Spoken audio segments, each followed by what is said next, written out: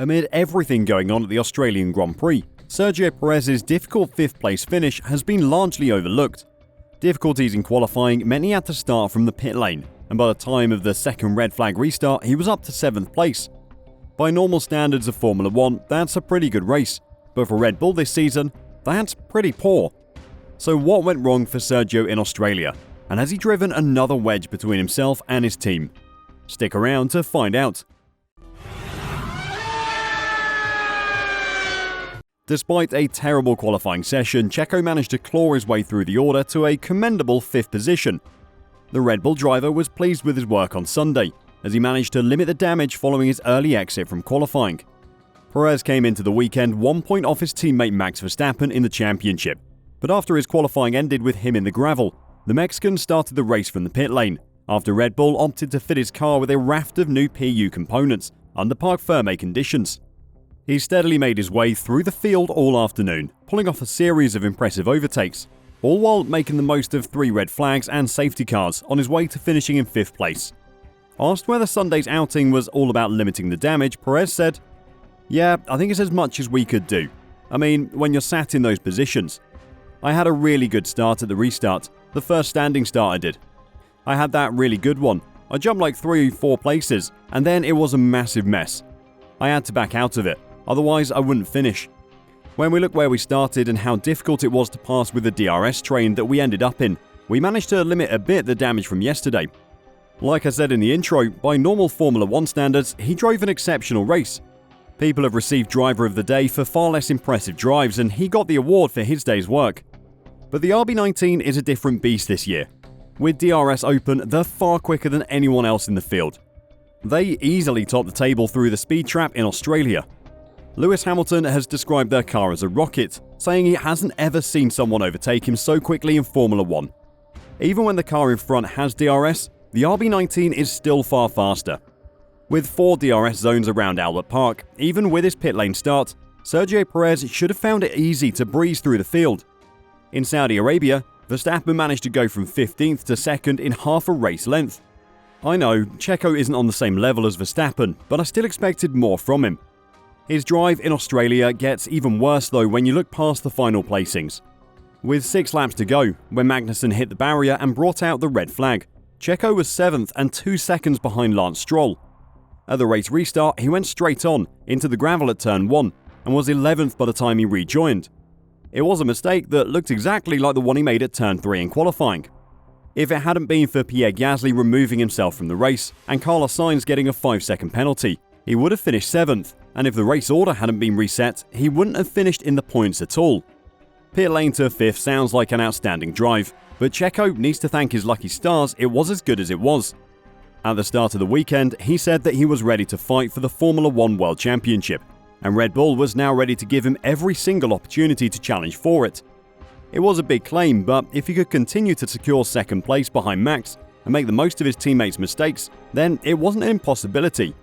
So what went wrong after Thursday? What was it that caused him to have such a terrible weekend? He had a nightmare during the Friday practice, constantly going off the track, and that form carried over in qualifying, resulting in him getting stuck in the gravel and mud after going straight on at turn 3. We had a bit of a technical issue from FP3, and we thought we fixed it, but we obviously didn't, Perez said after qualifying. It was very difficult to do anything out there. I became a passenger as soon as I touched the brake. It's something that is moving, the brake balance quite far forward under braking, and I just hope that we're able to fix it as a team tomorrow and be able to race and minimize the damage. The team made changes prior to the race, including the brake friction material, a logical fix for a driver who's struggling to get the car stopped. I think we managed to improve. We changed a lot of things on the car, so hopefully that helps us a lot, Perez said. Despite the change and things feeling better for him in the car, it was clear that Saturday's troubles had affected him, and after the race he admitted as much. Yesterday, I obviously lost a bit of confidence with the car. Not having confidence in your car is absolutely ruinous in Formula 1. Just look at Daniel Ricciardo's final year at McLaren. The drivers are only able to drive in the way they do because they trust the car to stay on the track. They trust it to turn when they turn the wheel and stop when they hit the brakes. His loss of confidence in the car explains his underwhelming Sunday drive. But is the car to blame for his problems? He certainly thinks so. As he hit the gravel trap in qualifying, he radioed the team, angrily proclaiming that they hadn't fixed the issue he had in FP3. The team weren't in agreement though. While admitting an engine settings glitch hampered his driver in FP3, Red Bull advisor Dr. Helmut Marko insisted it had been resolved ahead of qualifying and suggested Perez's insecure and impetuous reaction contributed to his own downfall in Q1. Despite Perez pointing blame to the issues on the car for his ongoing problems this weekend, Marko was adamant that he brought those issues onto himself. After a short monologue waxing lyrical about Max Verstappen, he finished up by saying, "Sergio Perez caused his own problem here." I know Marko isn't normally a font of truth, but his signature bluntness is in harmony with what team boss Christian Horner was saying as well. Horner couldn't confirm if there was an issue or not after qualifying, and we still don't know if there actually was an issue with Checo's car, or if he was just having a bad weekend. I think he had a very difficult FP3, which was a long way from the best preparation, and he was pushing hard on that first lap, and he was late and hard on the brakes into turn 3, Horner said after the race. There are certain things which, when you pull all the bits and pieces together, weren't quite perfect, but often these cars aren't. When asked about Perez's comments about the brake balance moving quite far forward under braking, Horner replied, "That's a bit they control in the car." He also rebutted claims that the engine running issues that caused the throttle to be applied even when Checo wasn't pressing the pedal through corners experienced in FP3 were repeated in qualifying, saying the levels were nothing abnormal. The internal battle at Red Bull is well documented. We all know that Checo wants to beat Max. Max is the better driver. He is the present and the future of the Formula 1 team, and Red Bull supports him as such. The team have said the two are free to battle this season though, but by trying to hold back Verstappen in Saudi Arabia, it looks to me like they're just trying to keep Checo happy. Checo has been backed up by the team at times, but what happened in Australia was different.